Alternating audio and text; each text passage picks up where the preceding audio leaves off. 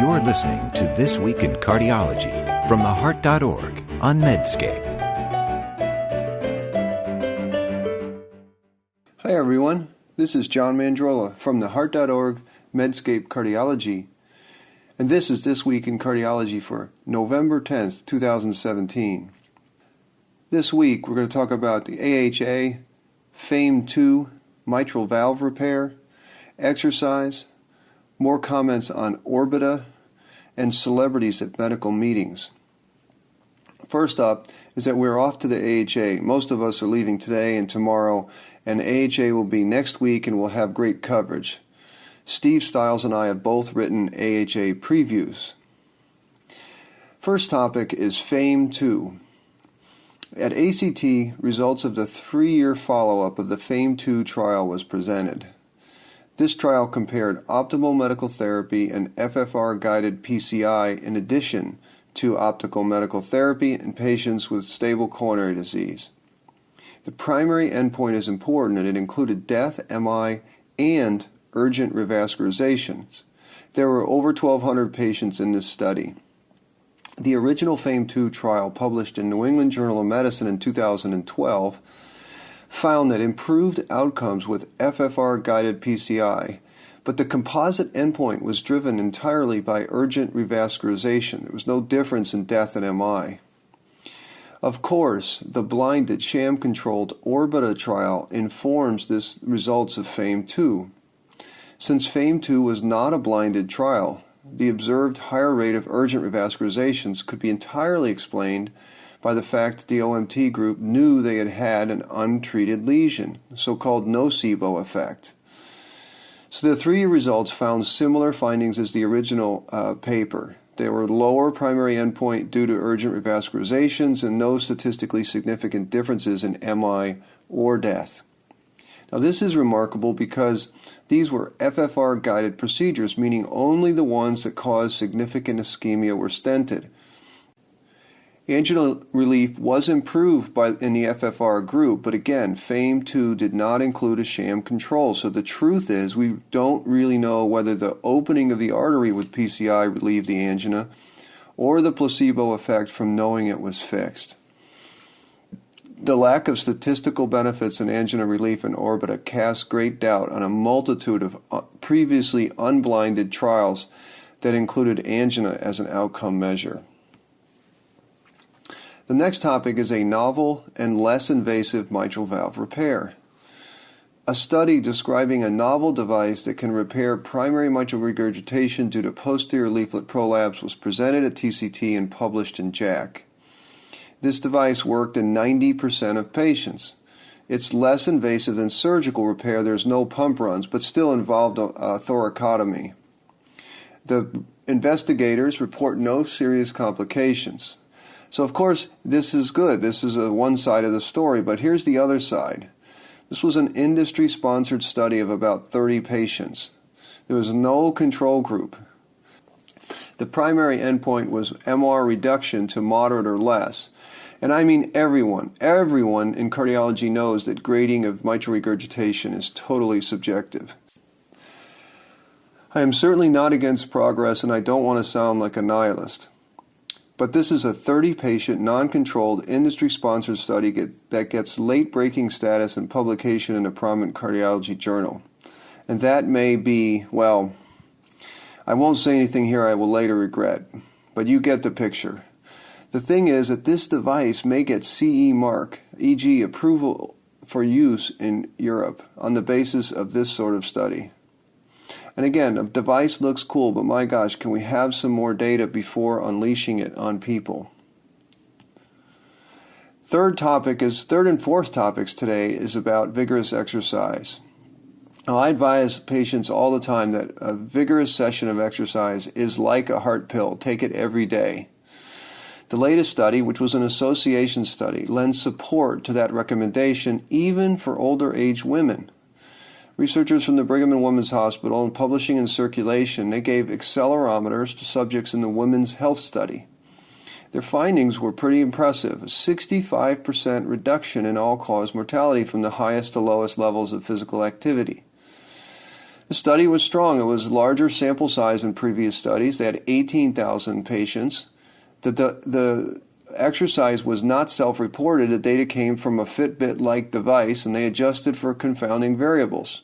Still, and the researchers acknowledge this in the paper, there is always the possibility of reverse causation, meaning it isn't that the vigorous exercise leads to lower mortality, but rather that the healthier people who end up living longer are more apt to be vigorous exercisers. Nonetheless, this is strong, supportive data for the benefits of exercise.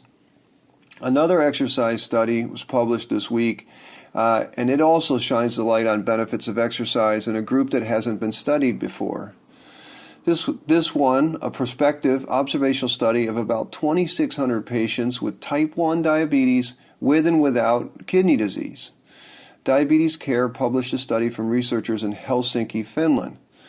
They had about 270 deaths in their study, and when researchers looked for associations, only exercise intensity was associated with CV mortality after adjustments.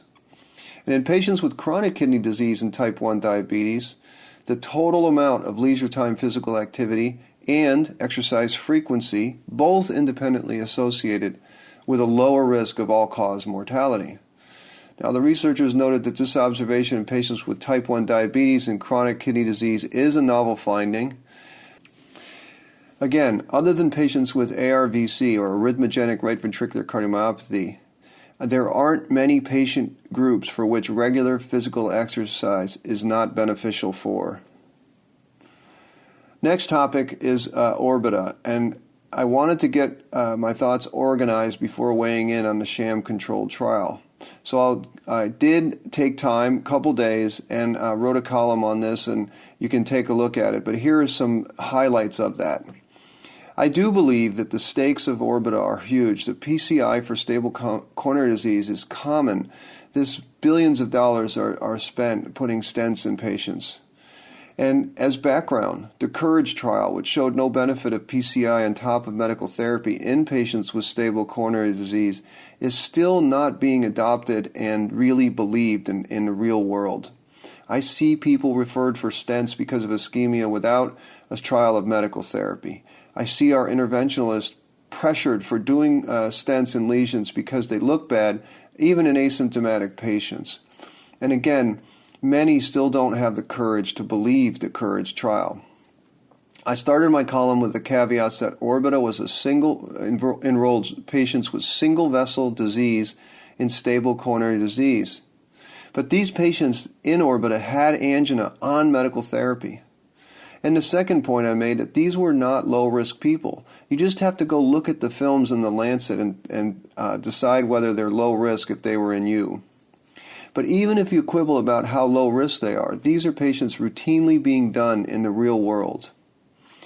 Another issue I raised in the column is that Orbita is in fact not underpowered. I tried to explain what senior investigator Professor Daryl Francis explained to me, that in fact the effect size they were looking for, 30 seconds of incremental improvement, was a very low bar.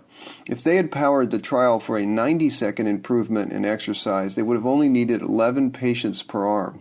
Of course, that study would have never been published.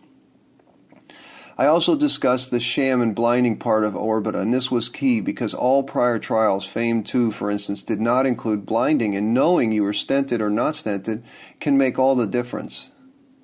And the other thing I addressed is the false notion that PCI can be offered as a substitute for medical therapy. No study has tested that. COURAGE, FAME, 2, Orbita all tested PCI on top of medical therapy. Finally, I think this study is hugely disruptive because it may lead to a change in our framing. We think now of stenosis. Everything has to do with the stenosis mindset, but atherosclerosis is a systemic disease. These focal blockages are just one manifestation of the disease. And if you think of it that way, it makes perfect sense that the COURAGE trial, and it showed no benefit in terms of outcomes of opening these lesions. Final topic. Celebrities at medical meetings. Our editorial site director, Tricia Ward, has a great piece on celebrities at medical meetings. Tom Hanks gave the keynote at the recent TCT, for instance, and other actors, comedians, politicians have frequently given talks at cardiology meetings. Oftentimes, the celebrity gets invited because they've had a procedure. Hanks had had a stent, Arnold Schwarzenegger had had a Watchman, Bill Clinton had had prior bypass. The speaker's fees are usually high, really high.